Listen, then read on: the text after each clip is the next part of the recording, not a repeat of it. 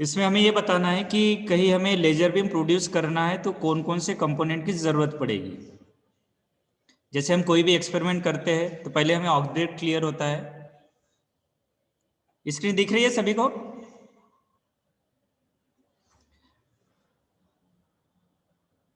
जैसे कोई भी एक्सपेरिमेंट करते हैं हम, तो हमें उस एक्सपेरिमेंट को फुलफिल करने के लिए या कंप्लीट करने के लिए कुछ एपरेटस की ज़रूरत होती है या कुछ कंपोनेंट की ज़रूरत होती है। तो यहाँ हमारा ऑब्जेक्ट है कि टू प्रोड्यूस लेजर बीम। तो लेजर बीम प्रोड्यूस करने के लिए भी हमें कुछ बेसिक कंपोनेंट की ज़रूरत होगी। तो वो कौन कौन से कंपोनेंट है? बेसिक मीन्स ऐसे कंपोनेंट्स जिसमें से कोई एक कंपोनेंट भी यदि मिसिंग हो तो हमारी जो लेजर प्रोसेस है उसको हम कंप्लीट नहीं कर पाएंगे। तो इसलिए जो बेसिक वर्ड है, बेसिक नीड्स, जैसे हम लाइफ के लिए रोटी कपड़ा मकान की बात करते हैं, उसके बिना उसमें से यदि कोई भी एक मिसिंग है तो हमारी लाइफ में प्रॉब्लम्स आती है, डिफिकल्टीज आती है फुलफिल करने में। इसी प्रकार कोई भी ऑब्जेक्ट को फुलफिल करने के लिए कुछ बेसिक नीड्स होती है कि वो तो चाहिए ही चाहिए। उसमें से यदि कोई एक भी मिसिंग है तो हम उस ऑब्जेक्ट को कंप्लीट नहीं कर सकते। तो इसी प्रकार लेजर बीम प्रोड्यूस करने के लिए भी कुछ बेसिक कंपोनेंट्स है। उसमें से सबका अपना अपना रोल है, किसका क्या रोल है अभी हम देखेंगे और कौन कौन से कंपोनेंट अभी हम देखेंगे। तो बेसिक कंपोनेंट जो है 4 है इसके। पहला है एनर्जी सोर्स, इसका क्या यूज़ है हम अभी बताएंगे। दूसरा एक्टिव मीडियम, इसका भी क्या यूज़ है अभी हम बताएंगे। तीसरा है लेजर पंपिंग, इसका क्या इंपॉर्टेंस है ये भी बताएंगे। और फोर्थ है आपका ऑप्टिकल रेजोनेटर।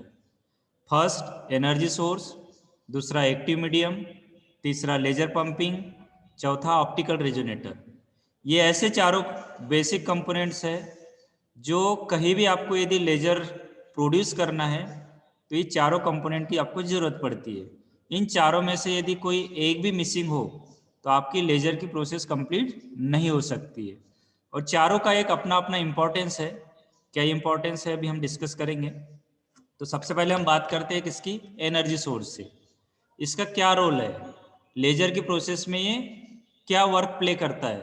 तो ये एनर्जी सोर्स का रोल ये है कि जो लोअर एनर्जी एटम्स है उसको कहाँ कन्वर्ट करता है? वो हायर एनर्जी एटम में। दैट इज इस कंपोनेंट की हेल्प से कौन सी प्रोसेस हम कंप्लीट करते हैं? The process of population inversion. जिससे आगे क्या होगा? स्टिमुलेटेड एमिशन की पॉसिबिलिटी बढ़ेगी और लेजर बीम प्रोड्यूस करने की भी पॉसिबिलिटी बढ़ेगी। तो एनर्जी सोर्स वह कंपोनेंट है जिसकी हेल्प से lower energy atoms higher energy atom में कन्वर्ट होते हैं, जिससे स्टिमुलेटेड एमिशन की पॉसिबिलिटी बढ़ती है। और पॉसिबिलिटी बढ़ने के कारण लेजर बीम को हम इजीली प्रोड्यूस कर सकते हैं।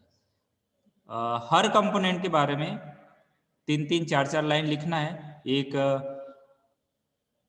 नेक्स्ट कंपोनेंट की बात करें हम, लिखा है मैंने एक्टिव मीडियम, है ना। इसको थोड़ा समझना, इससे रिलेटेड क्वेश्चन भी आता है कि व्हाट इज एक्टिव मीडियम। और इसमें एक एक्टिव सेंटर भी होता है, उसका क्या रोल है अभी हम डिस्कस करेंगे। अब मैं यदि जनरल अभी बात करूं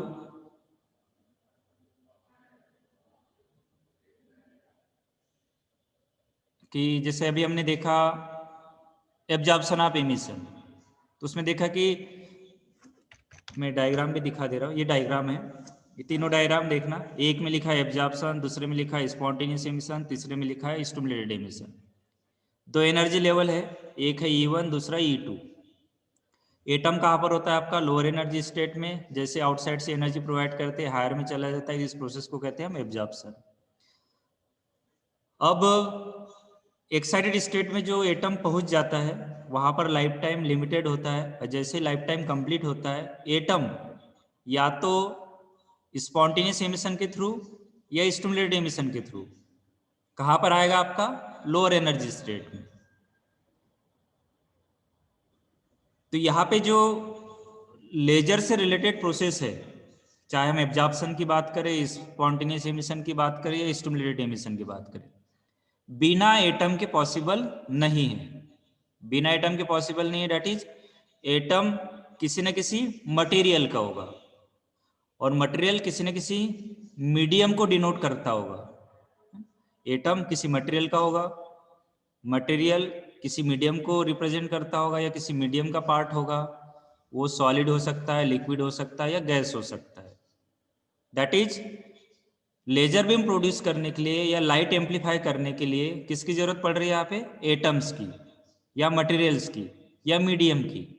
तो वह मीडियम जिसकी हेल्प से लाइट एम्पलीफाई होता है, उस मीडियम को हम कहते हैं एक्टिव मीडियम।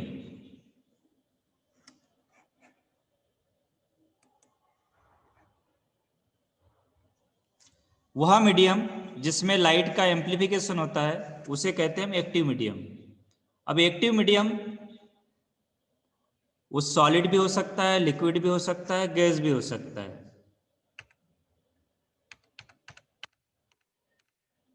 डिपेंड करेगा कि आप कौन सा लेजर की स्टडी कर रहे हो। जैसे यदि सॉलिड स्टेट लेजर की स्टडी कर रहे हो तो वहाँ पे एक्टिव मीडियम आपका सॉलिड स्टेट होगा। यदि आप गैस लेजर की स्टडी कर रहे हो तो वहाँ पे एक्टिव मीडियम गैस होगा। यदि आप लिक्विड की स्टडी कर रहे हो तो वहाँ पे आपका मीडियम लिक्विड होगा। इस टाइप से एक्टिव मीडियम सॉलिड होगा, लिक्विड होगा, गैस होगा। वो डिपेंड करेगा कि आप कौन से लेजर की स्टडी कर रहे हो। आगे हम पढ़ेंगे सॉलिड स्टेट क्या है, गैस लेजर क्या है, लिक्विड क्या है, सेमीकंडक्टर लेजर क्या है, एक्सेट्रा। अभी तो सिंपल हमें समझना है कि व्हाट इज एक्टिव मीडियम। तो सिंपल सा आंसर है कि वह मीडियम जिसमें लाइट का एम्प्लीफिकेशन होता है उस मीडियम को कहते हैं एक्टिव मीडियम। ये आपका सॉलिड हो सकता है, लिक्विड हो सकता है, गैस हो सकता है। It may be solid, liquid और गैस। सॉलिड भी हो सकता है, लिक्विड भी हो सकता है, गैस भी हो सकता है। डिपेंड करेगा कि आप कौन से लेजर की स्टडी कर रहे हो। यदि सॉलिड स्टेट लेजर की स्टडी कर रहे हो तो एक्टिव मीडियम सॉलिड होगा। गैस लेजर की स्टडी कर रहे हो तो एक्टिव मीडियम गैस होगा। लिक्विड की स्टडी कर रहे हो तो लिक्विड होगा। अब एक्टिव मीडियम में जैसे हमने डायग्राम में देखा प्रीवियस कि एब्जॉर्प्शन के बाद या तो वो स्पॉन्टेनियस एमिशन के थ्रू E1 में आएगा या फिर किसके थ्रू आएगा? स्टिमुलेटेड के थ्रू। जरूरी नहीं है कि हर एटम स्पॉन्टेनियस के थ्रू नीचे आए या हर एटम किसके थ्रू आए? आपका स्टिमुलेटेड के थ्रू आए। हो सकता है कि आउटसाइड से जैसे हम फोटॉन इंसिडेंट करेंगे तब तक उसका लाइफ टाइम कंप्लीट हो जाएगा, और लाइफ टाइम कंप्लीट हो जाएगा तो वो इंसिडेंट फोटॉन का वेट नहीं करेगा और ऑटोमेटिकली कहाँ चला जाएगा? आपका लोअर एनर्जी स्टेट में। और वो कौन सा एमिशन कहलाएगा? आपका स्पॉन्टेनियस एमिशन। वो स्टिमुलेटेड एमिशन नहीं कहलाएगा। स्टिमुलेटेड एमिशन वही कहलाएगा जिसमें आउटसाइड से फोटॉन के इंटरेक्शन के बाद आपका जो एक्साइटेड स्टेट वाला एटम है वो एडिशनल फोटॉन को रिलीज करते हुए कहाँ पे आता है? स्टिमुलेटेड एमिशन में आता है। उस टाइप का एमिशन क्या कहलाता है? आपका स्टिमुलेटेड एमिशन कहलाता है। तो इसका मतलब ये है कि एक्टिव मीडियम में जरूरी नहीं है कि सारे के सारे एटम किसके लिए रिस्पॉन्सिबल हो? आपके स्टिमुलेटेड के लिए। कुछ हो सकता है वो स्पॉन्टेनियस के लिए रिस्पॉन्सिबल हो, कुछ हो सकता है वो किसके लिए रिस्पॉन्सिबल हो? स्टिमुलेटेड के लिए। तो ऐसे एटम जो स्टिमुलेटेड एमिशन के लिए रिस्पॉन्सिबल होते हैं उन एटम्स को कहते हैं हम एक्टिव सेंटर्स। और रेस्ट एटम्स जस्ट सपोर्ट करते हैं कि एटम्स नेक्स्ट साइकिल में वो एक्टिव सेंटर का रोल प्ले करे। फिर से रिपीट कर रहा हूं मैं क्योंकि शॉर्ट नोट आता है इस पे कि एक्टिव मीडियम क्या है और एक्टिव सेंटर क्या है। फिर से बता दे रहा हूं मैं। वह मीडियम जिसमें लाइट का एम्प्लीफिकेशन होता है उस मीडियम को कहते हैं हम एक्टिव मीडियम। वह सॉलिड भी हो सकता है, लिक्विड भी हो सकता है, गैस भी हो सकता है। The medium in which light is amplified is known as active medium. It may be liquid, solid or gas. Depends on, किस पे डिपेंड करेगा कि आप कौन से लेजर की स्टडी कर रहे हो। यदि आप सॉलिड स्टेट की स्टडी कर रहे हो तो आपका एक्टिव मीडियम सॉलिड मटेरियल होगा। गैस की स्टडी कर रहे हो तो गैस होगा, लिक्विड की स्टडी कर रहे हो तो लिक्विड होगा। अब एक्टिव मीडियम में एब्जॉर्प्शन ऑफ रेडिएशन के बाद जब एटम्स आपके हायर एनर्जी स्टेट में जाते हैं तो जरूरी नहीं है कि सारे के सारे एटम किसके लिए रिस्पॉन्सिबल हो, आपके स्टिमुलेटेड के लिए। उसमें से हो सकता है कुछ एटम्स स्पॉन्टेनियस के लिए रिस्पॉन्सिबल हो, कुछ एटम किसके लिए रिस्पॉन्सिबल हो, स्टिमुलेटेड के लिए। तो हमें किसकी जरूरत होती है लेजर प्रोसेस में? मेनली ऐसे फोटॉन्स की या ऐसे एटम्स की जो कौन सा एमिशन प्रोड्यूस करते हैं, आपका स्टिमुलेटेड एमिशन। तो वह पर्टिकुलर एटम्स जो स्टिमुलेटेड एमिशन के लिए रिस्पॉन्सिबल होते हैं, उन पर्टिकुलर एटम्स को हम कहते हैं एक्टिव सेंटर।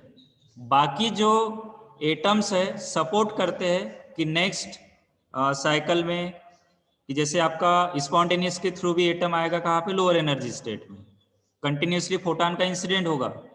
तो हो सकता है कि जैसे वो एक्साइटेड स्टेट में जाए और आउटसाइड से जो फोटॉन आ रहा है उससे इंटरेक्ट हो जाए, तो वो आपका स्पॉन्टेनियस ना होकर क्या हो जाएगा, स्टिमुलेटेड हो जाएगा। तो इस प्रकार वह पर्टिकुलर एटम्स जो स्टिमुलेटेड एमिशन के लिए रिस्पॉन्सिबल होते हैं उन्हें कहते हैं एक्टिव सेंटर। जैसे आगे हम पढ़ेंगे हीलियम नियॉन लेजर, एक लेजर का नाम है। तो हीलियम भी एटम होता है, नियॉन भी एटम होता है। उसमें फिर ऑब्जर्वेशन में ये देखा जाता है कि हीलियम और नियॉन को एनर्जी देते हैं, दोनों एक्साइटेड स्टेट में जाते हैं। लेकिन ये देखा गया कि हीलियम के एटम स्पॉन्टेनियस एमिशन के थ्रू डाउनवर्ड डायरेक्शन में आ जाते हैं, लेकिन जो नियॉन एटम होते हैं उनकी स्टेबिलिटी थोड़ी सी ज़्यादा होती है, जिसके कारण से वो स्टिमुलेटेड एमिशन प्रोड्यूस करते हैं। तो यहाँ पे यदि मैं पूछना चाहूँ किसी से भी कि एक्टिव सेंटर का रोल कौन प्ले करेगा, तो आपका आंसर शायद होगा नियॉन एटम्स। फिर से मैं रिपीट कर रहा हूँ कि जैसे मान लो मैं एक लेजर का एग्जांपल ले रहा हूँ, आगे हम सिलेबस में भी पढ़ेंगे। एक हीलियम नियॉन लेजर है, दैट इज उस गैस मीडियम में हीलियम के भी एटम होंगे और किसके होंगे, नियॉन के भी। आउटसाइड से जैसे मैं एनर्जी प्रोवाइड करता हूँ या आयनाइजेशन करता हूँ, तो हीलियम के भी एटम एक्साइटेड स्टेट में जाते हैं और नियॉन के भी जाते हैं। ऑब्जर्व, वो एक्साइटेड स्टेट में हमेशा के लिए तो नहीं रहेंगे, जब तक उसका लाइफ टाइम है तब तक रहेंगे। जैसे लाइफ टाइम कंप्लीट होगा कहाँ पे आ जाएंगे, आपके लोअर एनर्जी स्टेट में। तो ऑब्जर्वेशन में ये देखा गया कि जो हीलियम एटम है वो स्पॉन्टेनियस एमिशन के थ्रू लोअर एनर्जी स्टेट में आते हैं, और जो नियॉन एटम है वो आपके स्टिमुलेटेड एमिशन के थ्रू लोअर एनर्जी स्टेट में आते हैं। दैट इज, यहाँ पे यदि मैं पूछूं आपसे कि एक्टिव सेंटर का रोल कौन प्ले करेगा, तो शायद आपका आंसर होगा नियॉन एटम। तो ये डेफिनेशन समझना है कि एक्टिव मीडियम क्या है और एक्टिव सेंटर क्या है। फिर से एक बार लास्ट बार मैं समझा दे रहा हूँ, फिर मैं आपसे पूछूंगा, बात भी करूंगा, बताना भी होगा आपको कि वह मीडियम जिसमें लाइट का एम्प्लीफिकेशन होता है उस मीडियम को हम कहते हैं एक्टिव मीडियम। ये सॉलिड हो सकता है, लिक्विड हो सकता है या गैस हो सकता है, डिपेंड करेगा कि आप कौन से लेजर की स्टडी कर रहे हो। ठीक है। अब एक्टिव मीडियम में जरूरी नहीं है कि सारे के सारे एटम किसके लिए रिस्पॉन्सिबल हो, स्टिमुलेटेड एमिशन के लिए। उनमें से कुछ ही एटम्स स्टिमुलेटेड एमिशन के लिए रिस्पॉन्सिबल होते हैं, और उन पर्टिकुलर एटम्स को कहते हैं हम एक्टिव सेंटर्स। तो मेरा क्वेश्चन रहेगा किसी से भी, मैं जस्ट अभिषेक गिरी आपसे बात करना चाहेंगे, प्लीज अपने आप को अनम्यूट कर लो।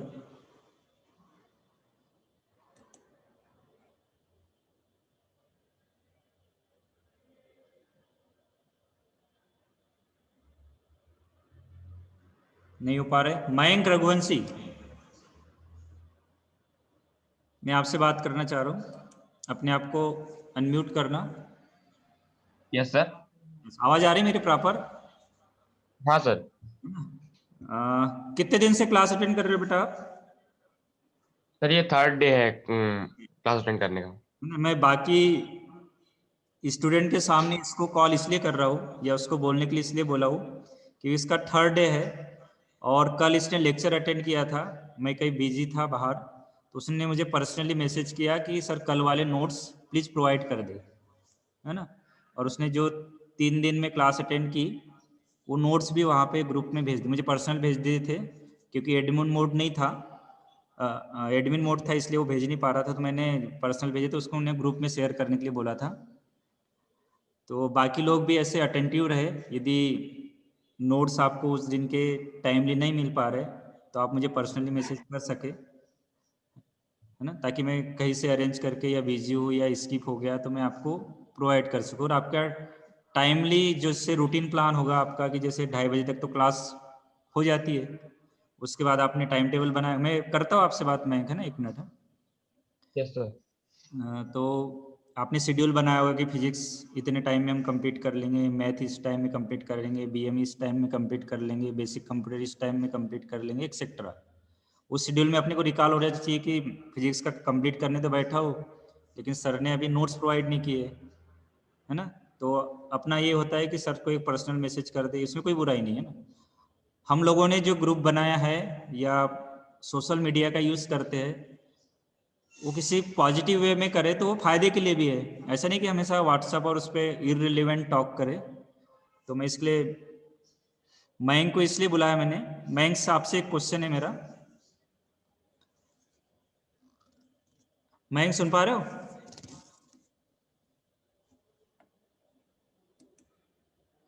Mayank, yes sir. मेरा एक क्वेश्चन है आपसे, यदि कोई पूछा जाए यस सर। कि what are basic components of laser, तो आप स्टार्टिंग की 2 लाइन क्या बोलोगे? Sir, the basic components of laser are as follows. Hmm First one what is do energy you source. Mean what do you mean by basic components of laser? कोई आपसे पूछे कि ये बेसिक कंपोनेंट्स ऑफ लेजर का मतलब क्या है, हम सीधा सीधा नहीं बता देंगे So the कि basic components of components are basic components etcetera. Just starting में क्या बताओगे आप? so the basic components of lasers are the components from which the laser are made up of.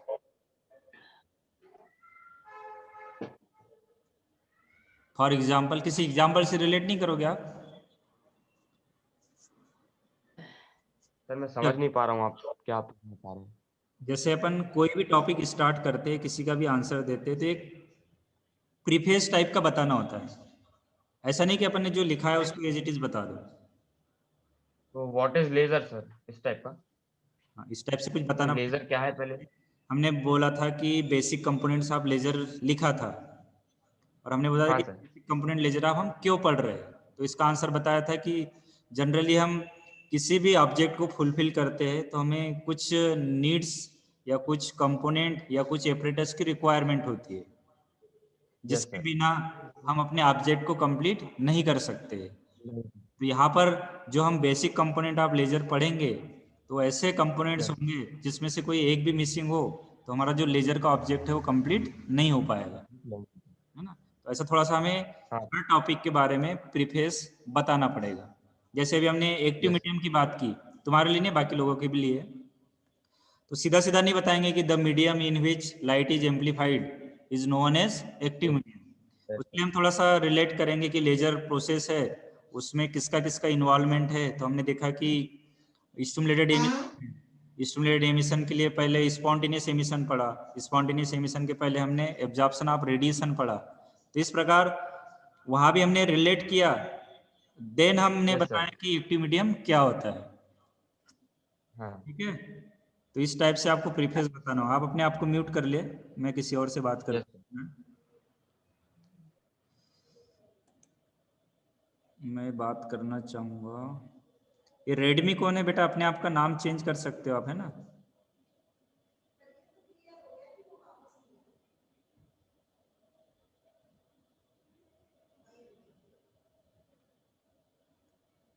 विकास लोरी, तनवीर, अपने आप को अनम्यूट करना बेटा। Yes sir. आवाज आ रही? Yes sir. डे वन से मैं जस्ट पूछना चाहूंगा कि कोई आपसे पूछे कि व्हाट आर एक्टिव सेंटर्स, तो आपका आंसर क्या रहेगा? एक्टिव क्या सेंटर सर? आपसे कोई एक्टिव सेंटर सर? हाँ, एक्टिव सेंटर सर हाँ एक्टिव सेंटर्स जो स्टिमुलेटेड एमिशन के लिए जो क्या पार्टिकुलर स्टिमुलेटेड हाँ बोलो बोलो आधा बोला उसको कंप्लीट करो। पार्टिकुलर स्टिमुलेटेड एमिशन के लिए जो पार्टिकुलर वो करते हैं। रट्टी हुई डेफिनेशन नहीं बोलना है अपने को, समझ के बोलना है। नहीं सर, हाँ समझ को वही भूल गए इसलिए। हाँ हाँ। अंकित राजपूत, तनवीर आप म्यूट कर लो अपने आप को, मैं अंकित को अनम्यूट कर रहा हूँ, बाकी लोग भी सोच के रहेंगे। अंकित यस सर। आ रहे हो? मेरी आवाज आ रही? जी सर। हाँ, मेरा क्वेश्चन है कि कोई आपसे पूछे 2 नंबर का क्वेश्चन आ जाए कि व्हाट आर एक्टिव जी सेंटर, सर। आपका आंसर क्या रहेगा? जी sir, the active center is that process in which any medium, solid, liquid, any so particular items are participate in this process. It called active medium. नहीं, ये तो active medium बोल दिया। The medium in which light is amplified is known as active medium. मैंने आपसे पूछा है, जी सर। क्या पूछा है? What are active centers. Active centers. फिर से बता दूंगा, कोई दिक्कत नहीं है। जी सर। अपने 7 मिनट बचे अभी मीटिंग एंड होने में, 7 मिनट्स टाइम कम पड़ जाता है। अपन जी देखते सर। हैं इसका एक अल्टरनेट, या फिर एक क्लास और प्लान करते हैं कि एक क्लास डेली की नेक्स्ट वीक से अपन प्लान करेंगे, यदि आप लोगों को डाटा का इशू नहीं हो, नेटवर्क का इशू नहीं है, तो अपन करते बात इस पे, सीआर मीटिंग में करेंगे अपन। जी सर। कौन बताएगा अच्छे जी से सर। एक्टिव सेंटर को? चलो मैं ही बता रहा हूँ एक बार। प्रभाकर, प्रभाकर ने हैंड रेज किया है, यस सर। सरताज, गजेंद्र, सभी ने, है ना। मैं फिर से एक बार बता दे रहा हूँ, फिर बताना मुझे, आप ही बताना अंकित, है ना। जी सर। ठीक है, आप अपने आप को म्यूट मत करो, अनम्यूट ही रहने दो, सुन लेना एक बार। जी सर। सबसे पहले एक्टिव मीडियम, कि वह मीडियम जिसमें लाइट का एम्प्लीफिकेशन होता है उसे कहते हैं एक्टिव मीडियम। ये सॉलिड हो सकता है, लिक्विड हो सकता है, या गैस हो सकता है। डिपेंड करेगा कि आप कौन से लेजर की स्टडी कर रहे हो। सॉलिड स्टेट लेजर की स्टडी कर रहे हो तो सॉलिड होगा, गैस लेजर की स्टडी कर रहे हो तो गैस होगा, लिक्विड की स्टडी कर रहे हो तो लिक्विड होगा, एक्सेट्रा। ठीक। अब एक्टिव मीडियम में क्या होगा कि आउटसाइड से हम एनर्जी प्रोवाइड करेंगे, फोटॉन प्रोवाइड करेंगे, तो लोअर एनर्जी एटम्स कहाँ ट्रांसफर होंगे? हायर एनर्जी स्टेट में। ठीक है। अब हायर एनर्जी स्टेट में जाने के बाद ये बिल्कुल जरूरी नहीं है कि सारे के सारे एटम्स स्टिमुलेटेड एमिशन के थ्रू लोअर एनर्जी स्टेट में आए। उसमें से हो सकता है कि कुछ एटम स्पॉन्टेनियस के थ्रू डाउनवर्ड डायरेक्शन में आएंगे और कुछ एटम्स स्टिमुलेटेड एमिशन के थ्रू डाउनवर्ड डायरेक्शन में आएंगे। हमें जो लेजर पढ़ना है या लेजर की प्रोसेस को आगे स्टडी करना है, तो उसमें कौन से एमिशन को हम स्टडी करेंगे? स्टिमुलेटेड एमिशन को। और स्टिमुलेटेड एमिशन में ये बिल्कुल जरूरी नहीं है कि एक्टिव मीडियम में जितने भी एटम हैं सारे के सारे किसके लिए रिस्पॉन्सिबल हो? स्टिमुलेटेड के लिए। उसमें से कुछ ही एटम्स जिनकी सूटेबल एनर्जी लेवल्स होंगे या पर्टिकुलर लाइफ टाइम होगा, वही एटम्स किसके लिए रिस्पॉन्सिबल होंगे? स्टिमुलेटेड एमिशन के लिए। सारे के सारे होंगे ये जरूरी नहीं है। तो वह पर्टिकुलर एटम्स एक्साइटेड स्टेट में स्टिमुलेटेड एमिशन के लिए रिस्पॉन्सिबल होते हैं, उन पर्टिकुलर एटम्स को कहते हैं हम क्या? Active centres. जैसे मैंने एग्जांपल बताया था हीलियम नियॉन लेजर का, कि हीलियम नियॉन लेजर में हीलियम के भी एटम है, नियॉन के भी एटम है। आउटसाइड से एनर्जी प्रोवाइड करते हैं तो हीलियम और नियॉन दोनों के एटम एक्साइटेड स्टेट में जाते हैं, लेकिन ऑब्जर्वेशन में ये देखा गया कि नियॉन एटम के थ्रू स्टिमुलेटेड एमिशन होता है, हीलियम के थ्रू नहीं होता है। तो दैट इज यहाँ पे एक्टिव सेंटर का रोल कौन प्ले करेगा? Neon atom. Helium atom just support करेगा। कैसे करेगा, क्या करेगा, अभी जब हम हीलियम नियॉन लेजर पढ़ेंगे तब स्टडी करेंगे। तो उन पर्टिकुलर एटम्स को हम क्या कहेंगे, एक्टिव सेंटर्स कहेंगे। तो मेरा क्वेश्चन वही है, बस आंसर एक बार रिपीट कर दो जल्दी से आप अंकित। Yes, sir. आप अपनी लैंग्वेज में, Yes, sir. जरूरी नहीं है कि मैंने जैसा बोला है वैसा ही बोलना है। हाँ When we give external energy such as like photons to the in a medium, and the atoms go lower energy to higher energy, it is not compulsory all the atoms participate in this process. Its process is stimulated emission. Yes, may be participate Such और example may be participant example like helium, neon. Yes Such component are participate in this process, yes sir. And in this case या that case neon atom known as active. neon. Hello. Yes, yes. In that case, known as Neon atoms are known as active centers. active center. तो इसका मैं जी आपको sir. सभी को notes share कर दूंगा। बस मेरा जी गजेंद्र, हाँ अजय वर्मा भी हैंड रेज कर रहा है, चलो मैं उसको भी आपको अनम्यूट कर दे रहा हूँ। जी 2 मिनट में अपनी मीटिंग खत्म होने वाली है। बस मैं एक बात बोलना चाह रहा हूँ कि सिविल मैकेनिकल का कंबाइंड ग्रुप है, नेक्स्ट वीक से सेपरेट हो जाएगा। तो जो सिविल मैकेनिकल में अपन ने टेंटेटिव सीआर आइडेंटिफाई किए हैं, वो लोग थोड़ा देख ले कि अपनी क्लास में कितने स्टूडेंट हैं और कौन कनेक्ट नहीं हो पा रहा है और क्या रीज़न है। तो उसका एक आप लोग चार्ट तैयार करना। लोधी जी, प्रभाकर जी, गजेंद्र जी है ना, और अभिषेक त्रिपाठी है ना। हाँ अजय वर्मा जी कुछ बोलना चाह रहे थे।